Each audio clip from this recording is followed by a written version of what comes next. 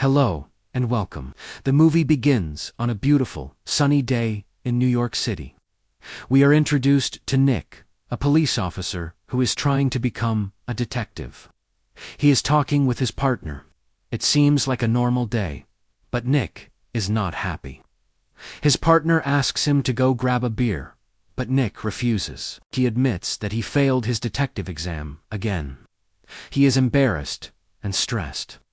He tells his partner that he has to run an errand because his wife asked him to buy a box of Claritin allergy medicine.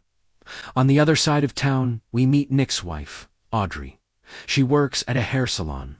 While she is dyeing a client's hair, she is talking with her client and another coworker. They are all gossiping and complaining about their husbands. Audrey loves her husband, but she is frustrated because he never takes her anywhere exciting. Nick goes to a nearby store to buy the medicine. While he is standing in the aisle, looking for the Claritin, he notices something suspicious. There is a young boy with a backpack, acting strangely. The boy is looking around nervously, pretending to shop, but he is actually stealing items. Nick, who knows exactly how shoplifters behave, follows the boy. He confronts him and tells the boy to show him what is inside the backpack. The boy tries to pretend he doesn't know what Nick is talking about. Nick loses his patience. He grabs the bag, opens it, and reveals all the stolen goods inside. The boy thinks Nick is just a regular guy and tries to negotiate with him. But Nick immediately pulls out his police badge. He warns the boy sternly to put the items back, or he will send him to jail. He scares the boy straight. That night, Nick and Audrey go out to dinner with friends at a restaurant. After the meal, they come back to home. At home, Audrey brings up the topic of their anniversary honeymoon trip. She complains that Nick didn't take her to anywhere exciting for 15 years, even after married. She is nagging him about a vacation. Nick, feeling guilty because he failed his exam, and wants to make her happy. So he says, "I told you I had something big for you at dinner." He lies and tells her that he has already booked a trip to Europe for their anniversary. Audrey is shocked and overjoyed. She instantly forgives him, and the couple is happy again. The next day, Nick and Audrey are on a plane, heading to Europe. They are sitting in the economy section, and it is very cramped. Audrey tries to sleep, but she can't. She realizes she needs her earplugs to sleep, but she doesn't have them. She decides to sneak into the back of the plane, looking for supplies. However, she wanders into the first-class cabin. It is a completely different world. There is a fancy bar, comfortable sofas, and expensive food. Audrey sees a bowl of nuts and tries to steal them. While she is doing this, a handsome, wealthy man named Charles Cavendish spots her from his seat. He smiles and says, "A fellow insomniac, I see." Audrey is startled. She explains that she can't sleep without her earplugs.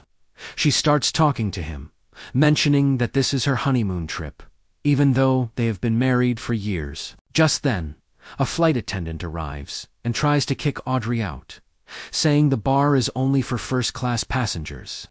But Charles is very charming. He tells the flight attendant that Audrey is his special guest. The attendant leaves them alone. Charles and Audrey sit together, drinking expensive champagne and talking. Charles brags about his life to impress her. He tells her about his wealthy family and his complications with women. Meanwhile, Nick wakes up in economy. He notices his wife is gone. He hears her voice coming from the first-class section. He walks over and peeks through the curtain. The flight attendant tries to stop him, but Nick pushes past, showing his badge and saying that the woman inside is his wife. Nick walks in and sees Audrey drinking with this handsome, rich man. He immediately gets jealous. He accuses Charles of trying to sleep with his wife. Audrey calms him down and explains the situation. Audrey tells him that Charles invites them to join on his family's billion-dollar yacht, and his family is gathering there for a wonderful party, Europe trip. Nick is hesitant. He can only afford a cheap bus tour where they visit small villages. When they get off the plane, they see the bus they were supposed to take. It is crowded, chaotic, and full of people arguing. Nick looks at the bus, then looks at Charles. He decides to go with Charles. They arrive at the yacht. It is magnificent, huge, and luxurious. But Nick and Audrey soon realize they are out of place. This is a gathering for super rich. They meet the other guests. Charles introduces them to his family and friends. There is Susie, a beautiful young woman. Then they meet a scary-looking military man. He has an eye patch and only one hand. Charles explains that this is Colonel Ulinga from the Namibian Defense Force. The man standing next to him is his bodyguard, Sergei. Nick notices something strange. The colonel is using his prosthetic hand to hold a cigarette and smoke it. Nick whispers to Audrey, making a rude joke. "Look at this. Now he is smoking his D." He laughs, trying to hide his discomfort with humor. Next, Charles introduces them to his friend, Maharaja Vikram, a wealthy Indian royal family's member who loves to party.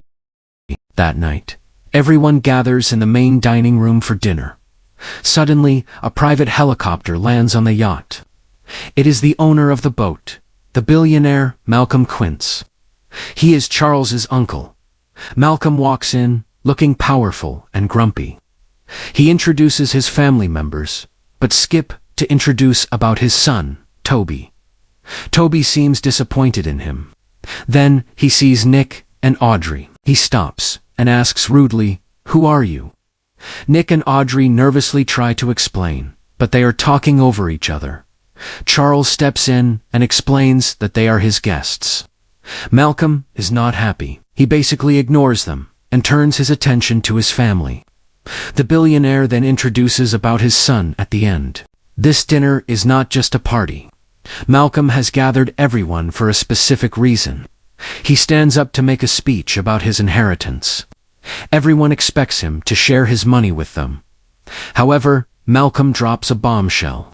He announces that he has a new wife, Susie, the young woman Charles used to date.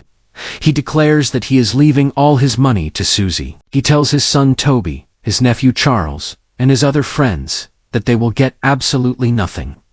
He tells them to survive for themselves and earn their own money. The room explodes with anger. Charles is furious. He shouts at his uncle, "You called us here to humiliate us." Malcolm's own daughter Grace, who is a famous actress, storms out of the room in disgust. Malcolm doesn't care. He picks up a pen to sign the new will that gives everything to Susie. Suddenly, the lights go out. The room is pitch black. In the darkness, there is chaos, and they all hear a loud gunshot and a knife stabbing. When the lights come back on, Malcolm Quince is dead. He is lying on the floor with a fancy dagger stuck in his chest. Panic erupts. The guests are screaming. Audrey, tell everyone to calm down. She points at Nick and shouts, "Listen to him. He is a detective." Nick, who isn't actually a detective yet, has to step up. He acts confident. Maharaja Vikram asks if Malcolm signed the will before he died. Toby checked the paper. It is unsigned. This means the money hasn't gone to Susie yet. Grace, the daughter, immediately starts searching her father's pockets, looking for a copy of the will. Nick stops her. He orders everyone to step away from the body. He tells the yacht's captain to lock all the cabin doors and to sail the ship to the nearest port, Monaco. Nick looks around the room. He tells them the terrifying truth. "One of you is the murderer." The next day, the yacht arrives in Monaco. The local police board the ship. They are led by a famous French inspector. He gathers everyone for questioning. The inspector interviews the family members. They all have reasons how they close with Malcolm.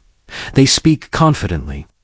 Then the inspector asks them, "Did you notice anything else out of the ordinary?" One by one, the guests point at Nick and Audrey. They tell the police that these two Americans were uninvited strangers who just showed up. The inspector turns his attention to Nick and Audrey. Reveals that they found a suicide note in Toby's bag, but he believes it was planted there. He accuses Nick and Audrey of being hired killers or con artists trying to steal the money. Nick tries to defend himself, but he has no proof. The inspector tells them they are the prime suspects.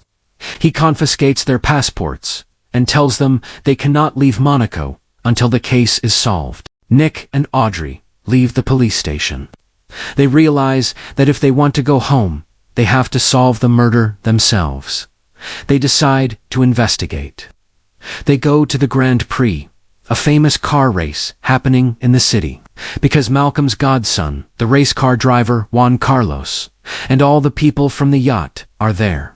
They walk around the VIP area, asking the guests who they think the killer is. Everyone has a different theory.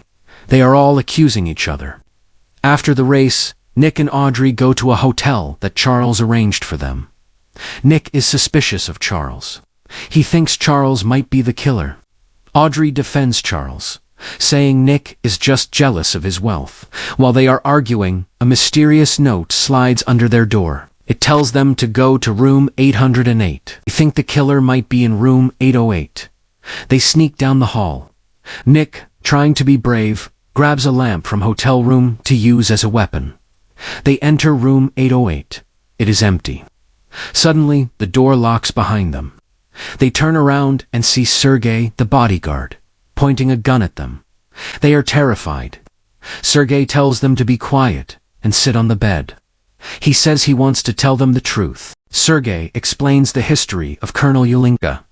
He says that years ago, the colonel saved Malcolm's life by jumping on a grenade. That is how he lost his hand and eye. But while the colonel was in a coma, recovering, Malcolm stole the colonel's wife. Sergei reveals that the colonel was heartbroken, but never spoke about it. However, recently, the colonel got drunk and asked Sergei how to kill Malcolm. Sergei admits he taught the colonel how to do it. Audrey realizes this is a confession. She tries to record Sergei's voice on her phone. Suddenly, someone knocks on the door. Nick and Audrey hide inside the wardrobe closet. From inside the closet, they hear a struggle. Then 3 gunshots ring out. Nick and Audrey burst out of the closet. Sergei has been shot and is dead. The killer is at the door, trying to get in. Nick and Audrey have no way out. They open the window and climb out onto the narrow ledge of the building, high above the street. They shuffle along the wall, terrified of falling. They find another open window and climb inside. They hide under the bed. To their surprise, 2 people enter the room. It is Maharaja, Vikram, and Grace. They are kissing and falling onto the bed. Nick and Audrey are stuck underneath them, but the encounter is short. Vikram talks a big game, but he cannot perform in bed. He finishes very quickly. Grace gets annoyed and leaves. Nick and Audrey hold in their laughter. Once the coast is clear, they escape and go to the hotel bar to discuss what they learned. They look up at the TV screen in the bar. A news report is playing. It shows pictures of Nick and Audrey. The news anchor says they are wanted for murder.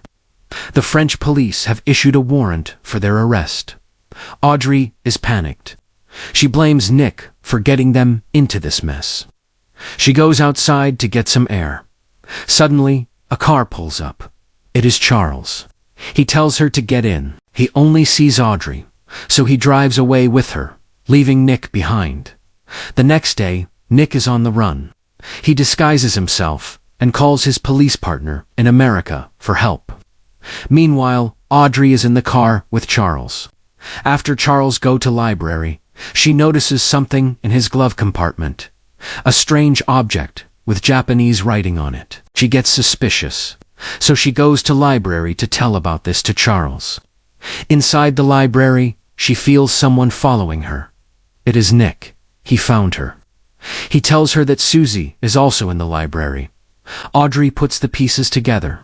She thinks Charles and Susie are working together to kill everyone and take the money.